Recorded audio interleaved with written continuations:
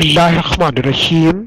अस्सलामुअलैकुम नाज़रीन, हमारे सिरे आयो HBS news Sukkur crime Sindh Abdul Khaliq Core i.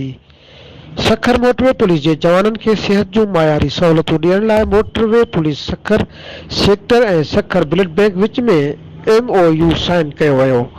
MOU मूजिबि सखर सेक्टर जे समूरनि ऑफिसरनि ऐं जवाननि खे सखर ब्लड बैंक बहितर इलाज जूं सहूलियतूं घटि ख़र्च ते ॾींदो।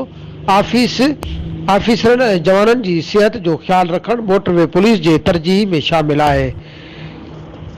SP motorway Sukkur sector Javed Iqbal चढ़ल तफ़सील मूजिबि IG मोटरवे सैयद कलीम इमाम जी ख़सूसी हिदायतुनि ते पूरे मुल्क जीअं सखर में भी सिहत के हवाले से मोटरवे पुलिस लाइ मायारी घटि ख़र्च ते सिहत जूं सहूलियतूं ॾियण लाइ अहम कदम खयां पिया वञनि। उन ॾस में SP motorway Sukkur sector Javed Iqbal चढ़ल ऐं सखर ब्लड बैंक इंतज़ामिया विच में MOU साइन कयो वियो, जंहिंजी सारी तकरीब ब्लड बैंक अस्पताल में कोरोना SOPs तहत कोठाई वई। तकरीब में SP मोटरवे सां गॾु DSP हेडक्वार्टर ख़ालिद नवाज़, DSP गंबट शौकत अली भट्टी समेत ॿियनि ऑफिसरनि ऐं जवाननि बि शिरकत कई, जॾहिं त सखर ब्लड बैंक जी इंतज़ामिया तरफ़ां अब्दुल जब्बार, पैनल ऑफिसर माजिद अली मंगी ऐं ॿियनि शिरकत कई।